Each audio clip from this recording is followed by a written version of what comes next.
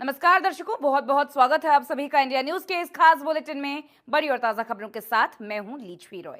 करते हैं बुलेटिन का आगाज। आपको बड़ी खबर बता रहे हैं श्रावस्ती से, बड़ी जानकारी बता रहे हैं श्रावस्ती से। ये खबर आपको बता दें, नेपाल से घुसपैठ की फिराक में पाकिस्तानी और बांग्लादेशी। बहराइच, श्रावस्ती, बलरामपुर से लगी सीमा पर अलर्ट है।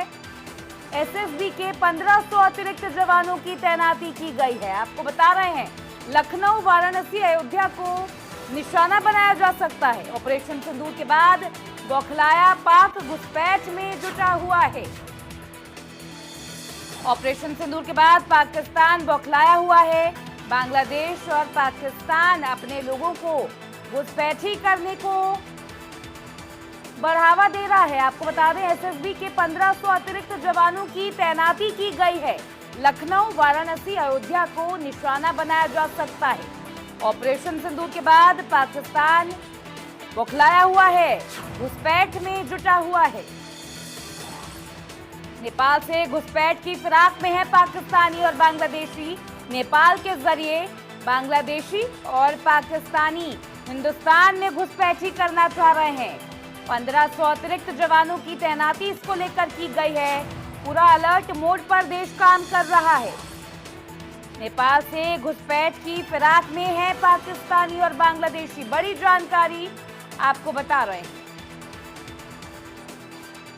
एसएसबी के 1500 अतिरिक्त जवानों को तैनात किया गया है। सुरक्षा के प्रबंधन को पुख्ता किया गया है।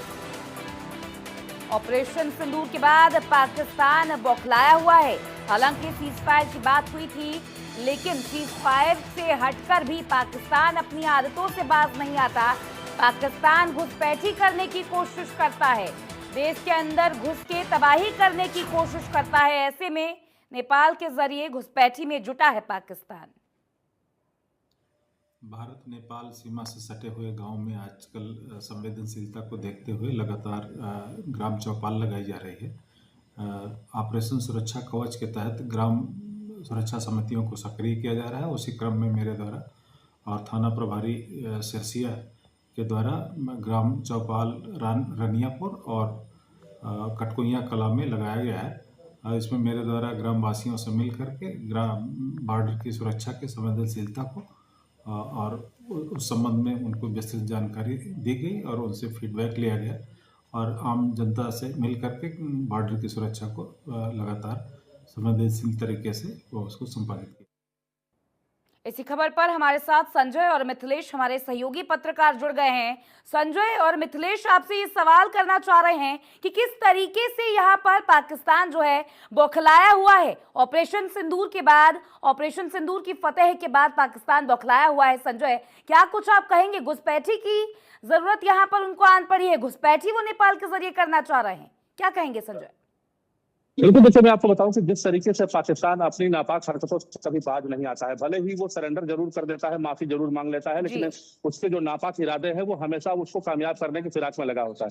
यही वजह है कि ऑपरेशन सिंदूर तो भले ही खत्म हो गया है, पाकिस्तान ने भले ही माफी मांग ली है और इस समय जो है दोनों देशों के बीच भले ही तनाव कम हो गया है, लेकिन अभी पाकिस्तान जो है वो दूसरी फिराक में लगा हुआ है। यही वजह है कि वो नेपाल को वो अपना ठिकाना बनाना चाहता है और नेपाल के रास्ते वो अपने जो कुछ घुसपैठिए हैं उनको भारत में भेजने की फिराक में जुटा हुआ है।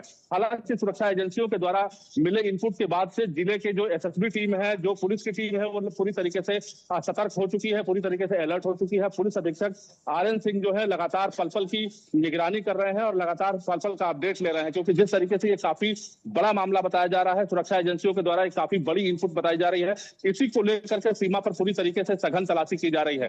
देर रात पुलिस के जवान पूरी सीमा पर लगातार गश्त करते पाए गए हैं और सीमा सुरक्षा बल के जवान लगातार गश्त करते पाए गए हैं। यानी पुलिस अधीक्षक आरएन सिंह ने पूरी तरीके से अपने अधीनस्थों को बता दिया है कि सीमा की सुरक्षा सर्वोपरि है। ऐसे में लगातार देखा जा रहा है कि पुलिस और सशस्त्र सीमा बल के जो जवान है वो लगातार मिल करके और नेपाल से आने जाने वाले लोगों की लगातार तलाशी कर रहे हैं और पूरी सतर्कता से के साथ सीसीटीवी कैमरे से भी निगरानी की जा रही है। कोई भी अवांछनीय तत्व भारत में प्रवेश ना कर सके, इस पर निगाह रखा जा रहा है। जी आपका संजय, आपका भी बहुत शुक्रिया तमाम जानकारी के लिए। सीधे दर्शकों आपको लेकर चल रहे हैं राजस्थान।